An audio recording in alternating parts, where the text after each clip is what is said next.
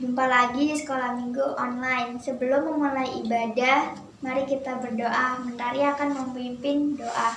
Teman-teman, mari kita berdoa. Tuhan Yesus, sebentar kami akan memuji Tuhan. Berkati kami hingga awal, pertengahan, hingga akhir. Hanya di dalam nama Tuhan Yesus. Haleluya. Amin.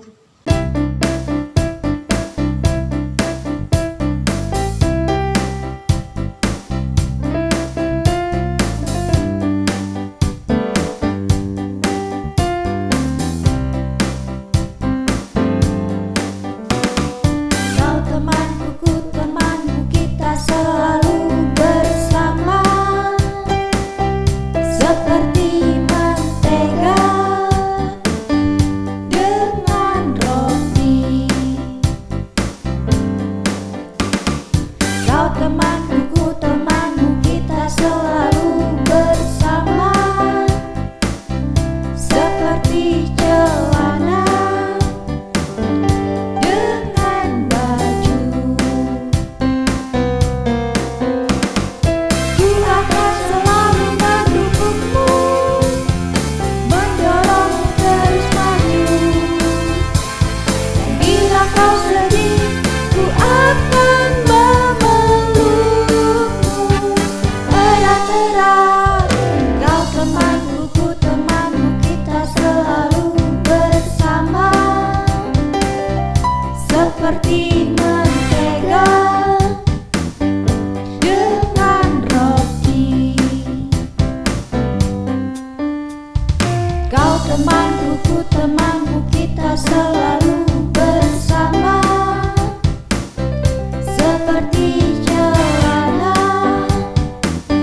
dengan baju.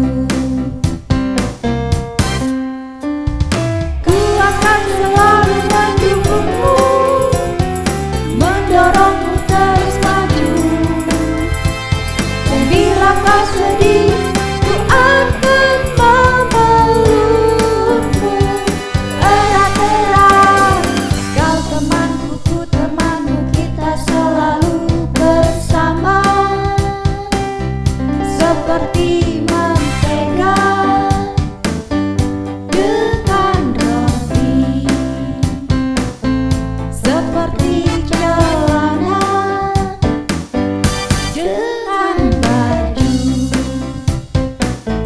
Seperti diriku dengan kamu.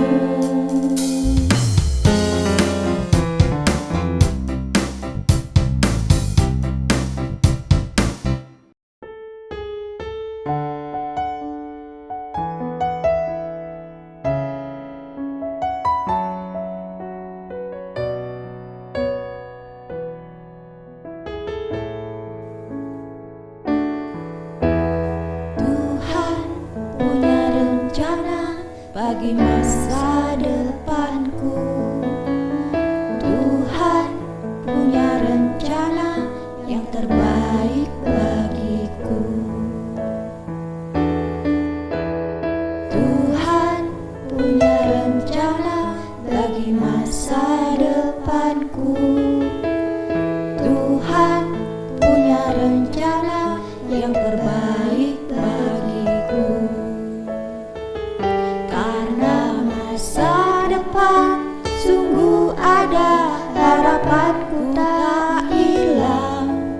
Dia menyertai aku sepanjang hidupku.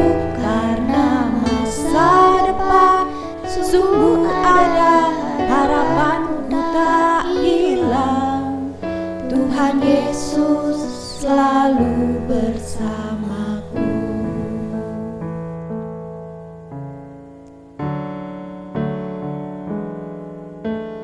Tuhan punya rencana bagi masa depanku. Tuhan punya rencana yang terbaik bagiku. Karena masa depan sungguh ada, harapanku tak hilang. Dia menyertai aku sepanjang hidupku. Karena masa depan sungguh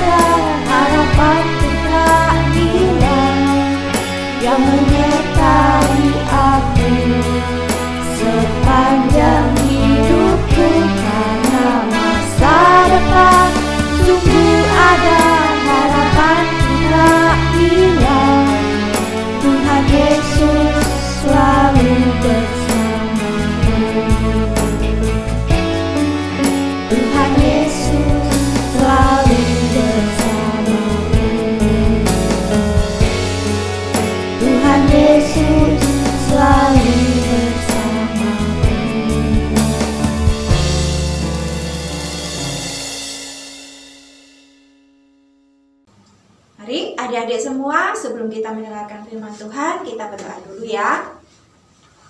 Bapa yang ada di dalam surga, terima kasih kami sudah memuji, sudah memuliakan nama-Mu. Kiranya dapat menyenangkan hatimu, kiranya dapat selalu memuliakan nama-Mu. Sebentar, kami mau menyiapkan hati kami mau menyiapkan pikiran kami. Roh Kudus tolong kami, sehingga kami boleh mengerti segala firman yang dibawakan oleh guru-guru kami. Berkati dan tolong juga guru-guru kami yang akan membawakan firman-Mu bagi kami. Terima kasih Bapa, dalam nama Tuhan Yesus kami berdoa. Amin. Shalom adik-adik, apa kabar semuanya? Kakak yakin semua dalam keadaan baik-baik saja dan tidak kekurangan suatu apapun. Firman Tuhan pada hari ini bertema Aku berharap kepada Tuhan. Adik-adik, kakak mau tanya, ada nggak adik-adik yang hidupnya itu tiap hari seneng terus, nggak pernah merasa khawatir atau nggak pernah merasa besok gimana ya kak aku ulangan. Nah kadang kita merasa gimana besok gitu. Adik-adik tidak ada ya anak Tuhan yang hidup tanpa mengalami kesulitan. Jadi bukan berarti kalau kita percaya pada Tuhan terus ngasih, kita butuh nih, Tuhan saya pengen tas, Tuhan ngasih langsung tas. Enggak. Tuhan punya cara dan waktu yang tepat untuk memberi pada kita. Nah, adik-adik, kita mau belajar dari Kisah Para Rasul 27 ayat 14 sampai 44. Nah, di situ ada perikopnya kapal terkandas. Itu menceritakan bahwa perjalanan Paulus yang mengalami kecelakaan kapal karena ada badai. Jadi ada angin badai di tengah kan berlayar nih di laut. Di laut ada angin badai di sana. Nah, selama saat itu Paulus itu sedang dia ditawan. Jadi menjadi tawanan kan akan dipindahkan ke Roma dan melewati pantai Kreta. Nah, padahal sebenarnya Paulus tuh sebelumnya udah ngomong jangan lewat Kreta, tapi karena Paulus hanya tawanan, jadi dia tidak didengarkan sama orang-orang yang ada di sana. Nah, saat itu Paulus menjadi tawanan karena memberitakan firman Tuhan. Gitu. Jadi banyak orang yang tidak suka dengan keberadaan kita sebagai anak Tuhan karena mungkin mereka melihat anak Tuhan nih, wah anak hebat loh. Nah, jadi adik-adik jangan pernah berpikir wah kalau saya jadi anak Tuhan, saya akan disenangi teman-teman saya akan disenangi semua orang. Nah, jangan salah. Kita sebagai anak Tuhan kita akan diperhadapkan dengan beberapa kesulitan, kita akan diperhadapkan dengan beberapa ketidaksukaan teman-teman kita. Mungkin kalau yang sekolah di satu sekolah seperti sekolah Kristen atau Katolik itu nggak masalah. Tapi kalau di sekolah negeri mereka yang mayoritas belum kenal dengan Tuhan, maka akan merasa dikucilkan sama teman-temannya. Nah, tapi kita sebagai anak Tuhan tidak perlu takut karena Tuhan selalu menjaga kita. Meskipun ada kesulitan, ada rintangan atau apapun, Tuhan itu akan memberikan solusi atau buka jalan kepada kita sebagai anak-anaknya. Cuma kita sebagai anak-anaknya itu perlu bersabar. Jadi kadang ada kita kemauannya, aku pengen gini loh Tuhan, aku tuh pengen besok itu aku dapat sepatu, terus nilaiku tuh bagus. Nah, tapi kan Tuhan punya waktu sendiri. Jadi adik-adik kalau pengen nilai bagus, waktu ulangan, adik-adik juga belajar toh. Adik-adik harus bayar harga juga. Jangan saya pengen pokoknya Tuhan, saya pengen ini nilai saya bagus pokoknya. Nah, nggak bisa kayak gitu. Pokoknya, nah, Sedangkan Tuhan nggak bisa diatur seperti itu. Tuhan mempunyai rencana sendiri, punya waktu sendiri. Nah, Tuhan juga ingin kita sebagai anak-anaknya juga taat. Saat kita pengen nilai yang bagus, kita harus taat untuk belajar. Jangan kita mau bagus, tapi kita nggak mau belajar. Nah, terus dari mana hasilnya? Nyontek. Jangan ya adik-adik. Jadi kita tahu bahwa kita sebagai anak Tuhan kita berbeda. Nah, kita lihat di ayat 15. Kapal itu dilandanya dan tidak tahan menghadapi angin haluan. Karena itu kami menyerah saja dan membiarkan kapal kami terombang-ambing. Nah, jadi kapal yang sedang berada di tengah laut itu tidak kuat menghadapi angin. Mereka akhirnya menyerah dan membiarkan kapal terombang-ambing. Jadi kapal itu ada kemudinya. Jadi mereka merasa ya udahlah, pasrah sudah. Kita nggak bisa apa-apa. Sudah terserah sudah. Kita mau besok meninggal atau gimana nggak tahu. Yang penting kita di tengah laut saat ini kita pasrah dan kita terombang-ambing di tengah laut dengan badai seperti itu. Nah, terus di ayat 20 ini yang kesulitan-kesulitan Tuhan kasih ya. Saat kita tidak dengar-dengaran dengan firman Tuhan, dengan apa yang dikatakan Tuhan. Yang ayat 20 juga, setelah beberapa hari lamanya baik matahari maupun bintang-bintang tidak kelihatan dan angin badai yang dahsyat terus-menerus mengancam kami. Akhirnya putuslah segala harapan kami untuk dapat menyelamatkan diri kami. Nah, setelah beberapa hari lamanya angin badai dahsyat terus-menerus mengancam dan tidak ada tanda-tanda ini sudah mau reda, gak ada tanda-tanda seperti itu. Jadi semakin hari bukan tambah, kalau hujan kan hujan terus nih, udah ada agak gerimis, entar lagi udah terang. Nah, ini gak ada tanda-tanda seperti itu. Jadi mereka sudah menyerah, mereka merasa putus asa dan mereka sudah nggak punya harapan untuk menyelamatkan diri. Dan ayat 21, dan karena mereka beberapa lamanya tidak makan, berdirilah Paulus di tengah-tengah mereka dan berkata, saudara-saudara, jika sekiranya nasihatku dituruti supaya kita jangan berlayar dari kereta, kita pasti terpelihara dari kesukaran dan kerugian ini. Nah, mereka tidak ya karena kondisinya sudah panik ya, mungkin mereka nggak berpikir untuk aku makan dulu, mereka nggak akan berpikir untuk makan. Nah, mereka pasti berpikir kira-kira aku ini udah besok aku hidup nggak ya, kira-kira aku bisa selamat nggak ya, kira-kira aku sampai nggak ke daratan. Nah, itu yang mungkin mereka pikirkan. Mereka nggak memikirkan aku makan apa ya, aku mau minum ini ya, mereka nggak akan berpikir seperti itu. Dalam keadaan yang panik seperti itu, mereka di dalam hujan, di badai, mereka tidak kelihatan apa-apa. Mereka berpikir ya udahlah, sudah pasrah, sudah, mereka nggak ada harapan untuk ya udahlah Tuhan. Mungkin dalam hati mereka ya udah Tuhan, kami menyerah, kami putus asa lah. Kira-kira apa yang membuat mereka putus asa? Kita melihat di dalam ayat 15 sampai 21 yang membuat mereka putus asa. Badai kencang yang melebihi kekuatan manusia yang terus terjadi menerus. Badainya itu nggak berhenti-berhenti, yang tadi kakak bilang nggak ada tanda-tanda kalau mau berhenti atau reda. Nah, sama halnya seperti kita saat menghadapi masalah yang besar terus menerus, biasanya apa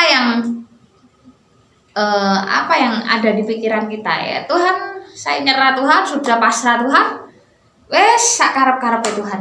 Nah, biasanya gitu toh. Semisal kita sakit nih, ada sakit tuh, kita ke dokter, udah ke mana kita minum obat ini dari A sampai Z obatnya, tapi nggak ada sembuh-sembuh. Kadang kita berpikir udah Tuhan, kalau aku nggak sembuh ya wis lah, kalau aku emang sudah harus waktunya meninggal, sudahlah meninggal lah. Itu biasanya kita berputus asa dengan kesulitan-kesulitan yang terjadi pada kita, dengan setiap masalah yang terjadi pada kita.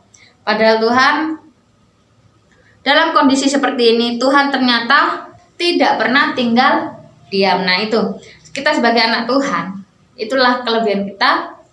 Kita benar-benar diperhatikan sama Tuhan. Jadi meskipun ada kesulitan, ada masalah, ada kita ada problem yang mungkin menurut kita besar, tapi jangan lupa Tuhan tidak pernah tinggal diam. Dia lebih besar dari masalah, problem atau kesulitan-kesulitan yang kita hadapi. Di ayat 21 ini kan di ayat 21 tadi si Paulus kan ngomong, saudara-saudara, jika sekiranya nasihatku dituruti supaya kita jangan berlayar dari kereta, kita pasti terpelihara dari kesukaran dan kerugian ini. Nah, jadi kadang musibah atau jangan musibah lah, masalah yang terjadi pada kita itu awalnya berasal dari kita sendiri yang tidak memperhatikan, yang tidak mengindahkan firman Tuhan atau tidak dengar-dengaran firman Tuhan. Misal kita ini besok mau ujian di sekolah.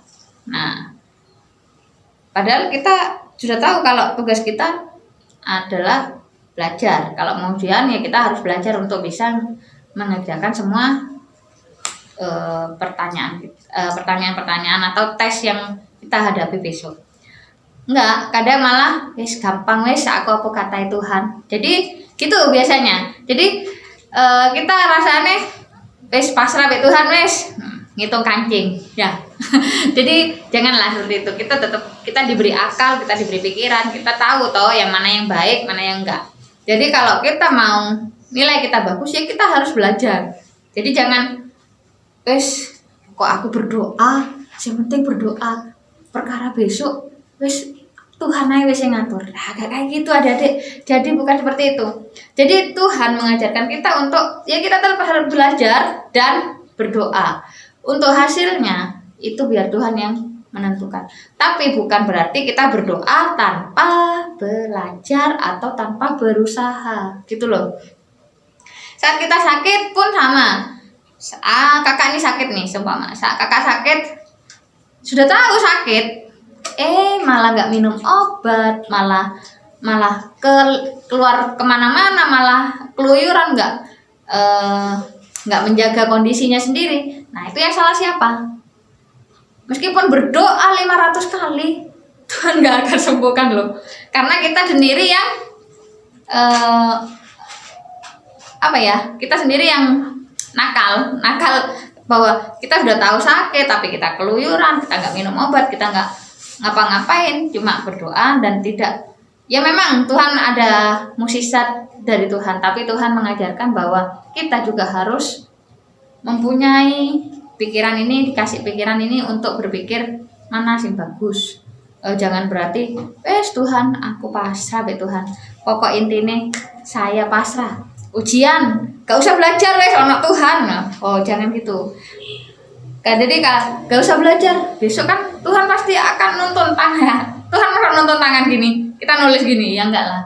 Ya, Tuhan juga punya waktu, cara yang tepat untuk adik-adik bisa menjadi anak-anak Tuhan yang benar-benar berkualitas, bukan hanya sok-sokan. Wah, aku anak Tuhan, nilaiku pasti bagus. Nah, kalau nggak belajar ya nggak ada bagusnya, gitu loh ya. Nah, di ayat 23 kita baca, karena tadi malam seorang malaikat dari Allah, yaitu dari Allah yang aku sembah sebagai miliknya, berdiri di sisiku. Jadi Paulus saat dia ngomong, meskipun nggak makan, kita nggak perlu khawatir toh di sini bahwa mereka tidak akan binasa. Itu yang Paulus sudah katakan waktu sudah ada rombang-ambing di tengah laut. Mereka sudah berhari-hari, bukan 1 hari loh, 3 hari di tengah laut tanpa kelihatan matahari, bintang atau apapun. Berarti kondisinya gelap. Nah, kalau kondisinya gelap seperti itu, Tuhan datang kepada Paulus, malaikat Tuhan datang kepada Paulus untuk jangan khawatir bahwa mereka tidak akan binasa. Tapi yang ditemui cuma Paulus saja, gitu loh, bukan orang banyak. Nah, Allah memperkenalkan dirinya sebagai penguasa dan alam ciptaannya yang sanggup melindungi semua penumpang. Jadi saat Paulus di sana untuk menjadi tawanan, bukan berarti Tuhan hanya melindungi Paulus. Nah, dia bukan berarti Tuhan melindungi Paulus karena Paulus percaya pada Tuhan, bukan. Tapi semua penumpang yang ada di perahu itu Tuhan lindungi dan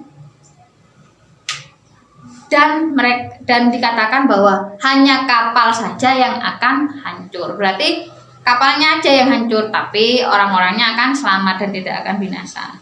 Nah, di ayat 24 juga berkata, dan ia berkata, jangan takut Paulus, engkau harus menghadap Kaisar, dan sesungguhnya oleh karunia Allah, maka semua orang yang ada bersama-sama dengan engkau di kapal ini akan selamat karena engkau. Jadi lihat adik-adik, saat kita menjadi anak-anak Tuhan, Tuhan memiliki Tuhan ingin kita sebagai anak-anaknya adalah mempunyai nilai plus, mempunyai nilai yang lebih daripada anak-anak yang belum mengenal Tuhan. Jadi dan saat kita berada di tengah-tengah mereka, Tuhan bukan hanya memperhatikan kita saja, tapi memperhatikan teman-teman kita dan orang-orang yang ada di sekitar kita. Jadi Tuhan juga enggak berarti Tuhan harus Paulus tok yang diselamatkan, enggak. Jadi saat Paulus ada di tengah-tengah mereka dan Paulus ngomong kita tidak akan binasa, cuma kapal aja yang hancur, dan pengharapan itu bagi semua penumpang. Jadi semua penumpang yang tadinya putus asa, nggak ada harapan, dia berpikir Tuhan masih sayang pada mereka. Dan melalui kondisi seperti itu, Tuhan menyatakan bahwa Tuhan itu ada dan Tuhan itu hidup. Jadi meskipun kita tahu sebagai anak Tuhan, jaminan kita akan diperhatikan Tuhan. Tuhan tidak pernah tinggal diam pada kita. Ingat adik-adik, kita sebagai anak Tuhan, di ayat 25 dikatakan, sebab itu tabahkanlah hatimu saudara-saudara, karena aku percaya kepada Allah bahwa semuanya pasti terjadi sama seperti yang dinyatakan kepadaku. Nah, di ayat 25 dikatakan tabah hati dan percaya kepada Allah.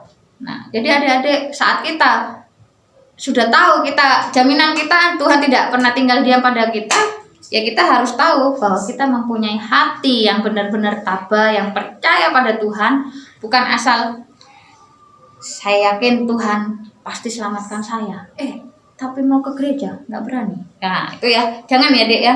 Jadi kita ngomong aku anak Tuhan, berdoa nggak pernah, baca firman Tuhan apalagi, apa jadi tiap hari game. Anaknya siapa itu main game ya. Jadi jangan gitu ya. Jadi kita sebagai anak Tuhan harus tabah hati, percaya pada Allah, karena Tuhan itu hidup dan Tuhan melihat setiap apa yang kita perbuat. Di ayat 26 juga, namun kita harus mendamparkan kapal ini di salah satu pulau. Jadi kita harus juga dengar-dengaran. Jadi kita seumpama kita punya aku pengen tas yang bagus. Nah, atau seumpama ini kompetisi ya, olimpiade, kejuaraan mungkin di Jember tingkat kabupaten. Nah, tiba-tiba kita pokok saya harus menang loh. Harus menang di kabupaten. Nah, tapi kita nggak pernah melatih diri kita, atau kita belajar untuk bersandar dulu, meskipun kita nggak harus ke tujuan langsung. Mungkin Tuhan menginginkan kita untuk berlatih lagi, untuk lebih lagi agar kita lebih siap untuk menghadapi olimpiade selanjutnya. Nah itu, jadi Tuhan kita harus juga merespon apa yang Tuhan inginkan dalam kehidupan kita, bukan hanya ya wis pokok tujuanku Tuhan, tujuanku aku menang. pokok tujuanku menang Tuhan. Embo carane apa Tuhan? Aku iki kudu menang. Jangan seperti itu. Kita jangan pokok saya harus juara. Gimana caranya saya harus juara? Tapi nggak mau latihan, nggak mau belajar terus menerus melatih diri kita untuk menghadapi apa yang akan menjadi kompetisi. Nah, jadi jangan fokusnya menang tapi nggak mau melatih diri. Jangan. Nah, gitu loh. Di ayat 29 sama 31 Tuhan mengatakan bahwa agar selamat mereka harus tetap tinggal di kapal. Jadi harus punya iman. Jadi waktu nggak mudah emang saat kita berada di dalam keadaan kesulitan seperti itu di tengah laut. Nah, kapal ini mau hancur Tuhan. Masa aku di dalam kapal ya nggak mungkin lah gitu ya. Lah itu pikiran kita. Tapi Tuhan mengatakan bahwa mereka harus tetap tinggal diam di kapal. Nah, ini kita yang harus iman kita. Nah, jadi saat kita melihat mungkin yang sering olimpiade dari luar kota atau mana melihat musuhku kok gitu, lawanku gede-gede, lawanku udah pinter-pinter, udah dia berkali-kali menang. Nah, tapi belum tentu adik-adik kita mempunyai iman harus kalau dia bisa menang, saya juga harus bisa menang. Itu iman kita. Ya, jadi kita jangan pernah berpikir, wah itu lebih hebat daripada aku. Ya, kita sama, kalau kita mau berlatih dan kita mau berusaha, kita pasti bisa. Itu aja adik-adik. Dan di ayat 35-38 mengatakan bahwa taat pada apa yang Tuhan firman omongkan sehingga kita mempunyai kekuatan. Nah, jadi adik-adik saat kita mau belajar kenapa kita harus belajar firman Tuhan, belajar Alkitab, bukan belajar hanya dengar firman, dengar khotbah, tapi nggak pernah kita merenungkan tentang firman Tuhan kita. Jadi kita jarang untuk baca ayat sini. Kadang kita adik-adik kadang saat kakak sendiri kalau terkadang tanpa disadari saat tiap hari kita belajar firman Tuhan, kita membaca 1 ayat atau 2 ayat, Tuhan menyentuh hati kita atau menguatkan kita melalui ayat-ayat itu. Jadi buku kehidupan itu memang benar ada di Alkitab. Adik-adik boleh punya buku yang bagus, penulisnya siapapun, tapi tidak ada yang lebih bagus dari firman Tuhan. Jadi saat kita lemah, kita mau membaca ini, kita akan diberikan kekuatan.